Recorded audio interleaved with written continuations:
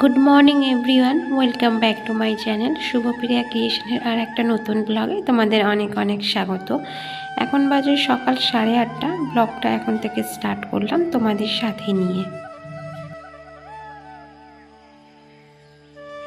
ঘুম থেকে উঠেই বাসি ঘরটা ঝাড় দিয়ে আগে মুছে নিয়েছি, আর এখন এসেছি চা বসাতে। আজকের ঘুম থেকে উঠতে প্রায় 8টা বেজেই গেছে, মানে 8টার একটু আগে, ধরো ওই 5-10 মিনিট আগে উঠেছি, ধরো 8টাতেই উঠেছি। আর সকাল থেকে শরীরটা এমনই ম্যাচম্যাচ করছে যে কোনো কাজে মন লাগছে না বন্ধুরা, ভিডিও করতেও ইচ্ছা করছে না। চায়ের সাথে এতগুলো বিস্কুট দেখে ভেবো না যে আমরা দুজন মিলে খাবো, না বন্ধুরা। এই যে ব্রিটানিয়া থিম বিস্কুটগুলো দেখছো, এটা আমার ছেলের জন্য, ওকে চায়ে ডুবিয়ে দেবো, কারণ ও আজকে আমার সাথে সাথেই ঘুম থেকে উঠেছে। তো ভাবলাম এত সকালে ওকে আমি কি দেবো, তো চা খাচ্ছি তো বিস্কুটটা ভিজিয়ে ভিজিয়ে দিই, ও খেয়ে নেবে। আর ও চায়ের সাথে বিস্কুট খুব ভালোবাসে খেতে। আর যদি এটা আমি দুধের সাথে দিতাম তো কোনো মতেই খেত না, তো সেটা আমার ফেলাই যেত। তাই জন্য সব রকম অভ্যাস করানো দরকার, কিন্তু চাটা আমি ওকে দিইনি, কিন্তু চায়ের সাথে বিস্কুটটা ভিজিয়েই দিলাম। এখন চলে আসলাম বাসি বিছনাটা তুলতে, কারণ ছেলে যেহেতু ঘুম থেকে উঠে গেছে তো বিছনাটা আর ফেলে রেখে লাভ কি বলো। বিছনাটাও গুছিয়ে নিই, আর এদিকে জানালাটাও খুলে দিয়েছি, কারণ না ঘরের মধ্যে খুবই অন্ধকার ছিল, তো তাই জন্য আমি জানালাটা খুলে কাজ করছি। আর বাইরের আকাশের যা আজকের অবস্থা, আমি কোনো রকম কাপড় ভিজাইনি বন্ধুরা, কারণ আগের দিনকারের কোনো কাপড়ই আমার একটাও শুকনো হয়নি, সেগুলোই পরে রয়েছে। তাই ভেবেছি যতক্ষণ না রোদ্দুর উঠবে আমি কোনো কাপড়ই আর ভিজাবো না। আর এখানে আমার ছেলেকে তো দেখলেই আমার সাথে কাজে হাত লাগিয়েছে, মানে বিছনা গুছোচ্ছে, কিছুই তো পারে না তাই এটাই করছে। মানে কি বলতো, যখনই আমি কোনো কাজ করি আমার সাথে সাথে থেকে সেগুলো করার চেষ্টা করে, যাতে আমার একটু হেল্প হয়। হেল্প তো হয় না বন্ধুরা, উপরন্ত কাজ আরও বেড়ে যায়। আজকের ভোর থেকেই থেকে প্রায় বৃষ্টি হচ্ছে। তো বৃষ্টি এত পরিমাণে হয়েছে বন্ধুরা যে বৃষ্টির আওয়াজে ঘুমটাই ভেঙে গেছে। ঘুমটা ভেঙে যাওয়ার পর আবার ঘুমিয়েছি যেহেতু, তাই জন্য না অনেকটা বেলা হয়ে গেছে উঠতে, প্রায় 8টা তো বেজেই গেছে, সেটা তো আগেই বললাম তোমাদের। আর আজকের ব্রেকফাস্টে রয়েছে আমাদের ফুলকপি আলুর তরকারি আর রুটি। রুটি তরকারিটা যখন করেছি তখন আর ভিডিও বানাতে পারিনি বন্ধুরা, কারণ না বললামই তো, শরীরটা এতটাই কেমন লাগছে, ম্যাচ করছে যে কোনো কাজেই মন লাগছে না। কিন্তু ডেলি ব্লগের যেহেতু চ্যানেল এটা আমার, তো প্রতিদিনকারে ভিডিও ছাড়তে হবে, যতই শরীর অসুস্থ থাকুক না কেন। আর এখন দেখো একটু উচ্ছে আলু ভাজা করছি দুপুরের জন্য। আর ওইদিকে তো দেখলেই আমি ভাতের চালটাকে ভিজিয়ে রাখলাম। যদি ভাতের চালটা ভিজিয়ে রাখি তাহলে না ভাতটা অনেক তাড়াতাড়ি হয়ে যায় আর অনেক ঝরঝরেও হয়। আর এইখানে দেখো আমার সোনা খেলতে বসেছে এখন, মানে নিজেই ঘর বানাচ্ছে।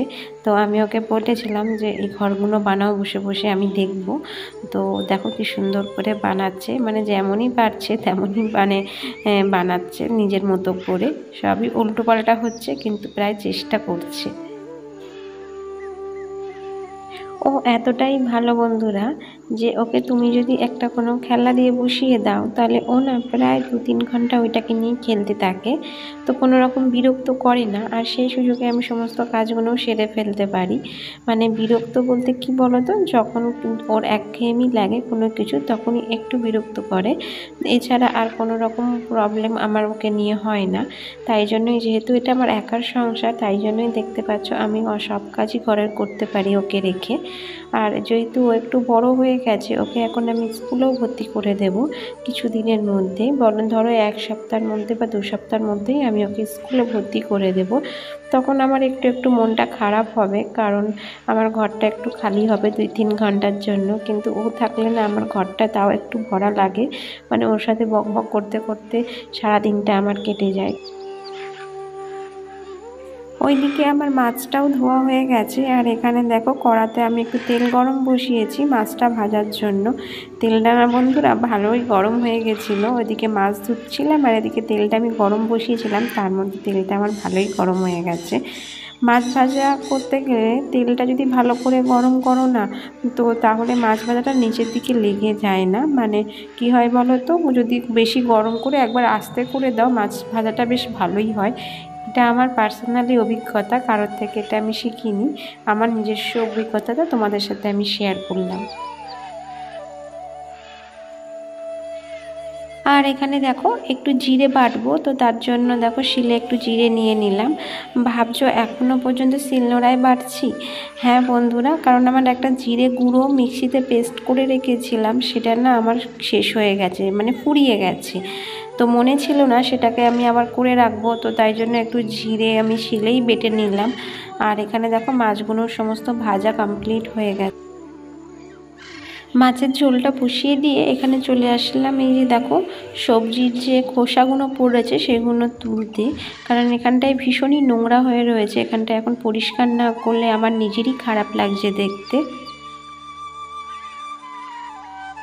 এখন দেখো বটিটাকেও ভালো করে মেজে নিচ্ছি, কারণ 2 দিন হলো বটিটাকে আমি ভালো করে ধুতে পারছিলাম না, মানে মাজতে পারছিলাম না, এমনি জাস্ট জল দিয়ে ধুয়ে রেখে দিচ্ছিলাম। ওইদিকে যেহেতু আমার মাছের ঝোলটা বসিয়েছিলাম, তো সেই সুযোগে আমি বটিটাকেও ভালো করে ধুয়ে নিয়েছি।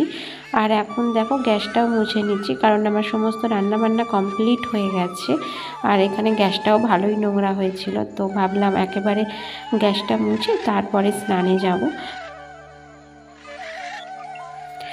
আজকের এই ক্যামেরা অন করছি, কিন্তু আমার ক্যামেরার সামনে না কেমন ধোঁয়াশা ধোঁয়াশা মতো হচ্ছে বন্ধুরা, কারণ বাইরে এত পরিমাণেই অন্ধকার, আর ঘরের মধ্যে আমাকে লাইট জ্বালিয়ে কাজ করতে হচ্ছে। মানে একটা ডিম লাইট আছে সাদা মতো, সেটা জ্বালিয়ে আমি কাজ করছি, না অন্ধকারে কিছুই তোমরা দেখতে পেতে না। আর এখানে দেখো জানলার ধারেও মাছের তেল ছিটকে পড়েছে, তো আমার সেটা প্রথমে দেখতে পাইনি, এখন যখন কাছে এসেছি তখন এগুলো সরাতেই দেখতে পেলাম যে বেশ ভালোই তেল ছিটকেছে। তো সেগুলোও দেখো এখন মুছে নিচ্ছি। রান্নাঘরে না এই জানলাগুলো এতটাই নোংরা হয়ে যায় তেল ছিটকে, যে প্রতিদিন পরিষ্কার করা সম্ভব হয় না, জানো তো। তো তার জন্য না একটা চিমনি বসিয়ে নিলেই ভালো হয়। মানে চিমনি থাকলে কি হয় বলো তো, এত নোংরা হয় না। আর যেহেতু সাদা টাইলস, তো নোংরাগুলো না খুব পরিষ্কারভাবে বোঝা যায়, মানে দূর থেকেও বোঝা যায়, আর কাছ থেকে আসলে তো বেশ ভালোই বোঝা যায়। আর যে মানি প্ল্যান্ট গাছটা সরালাম দেখলে, ওটা না একটা ছোট্ট ডাল, সেটা আমি পাথরের মধ্যেই রেখে দিয়েছিলাম, গ্লাসের মধ্যে পাথর দিয়ে রেখে দিয়েছিলাম। তো সেটা থেকে না অনেক শেকড় বাকড় বেরিয়েছে। মানে যখন আমি এটা মাটিতে বসাবো, মানে আরেকটু বড় হলে মাটিতে বসিয়ে দেবো, তো তখন তোমাদের দেখাবো যে পাথরের মধ্যেও মানি প্ল্যান্ট কত সুন্দরভাবে হয়।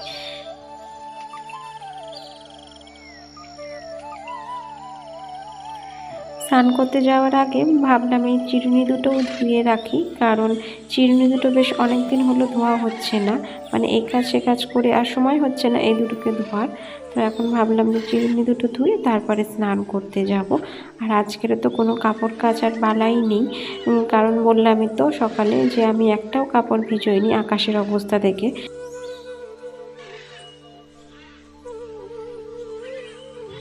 এই যে দেখো আকাশের অবস্থা কি, মানে যেন মনে হচ্ছে এক্ষুনি বৃষ্টি আসলো বলেই। কিন্তু ছাদে না আগের দিনকারের জামা কাপড়গুলো আমি একটুখানি শুকনো করতে দিয়েছি। শুকনো বলতে কি, হাওয়াতে যদি একটু শুকনো হয়, কিন্তু মনে হচ্ছে তুলে আনতে হবে, কারণ চান করতে যাওয়ার আগেই আমি ওগুলোকে তুলে রেখে বারান্দায় মেলে তারপর স্নান করতে যাব, নাহলে যদি বৃষ্টি আসে তাহলে এত আবার ভিজবে।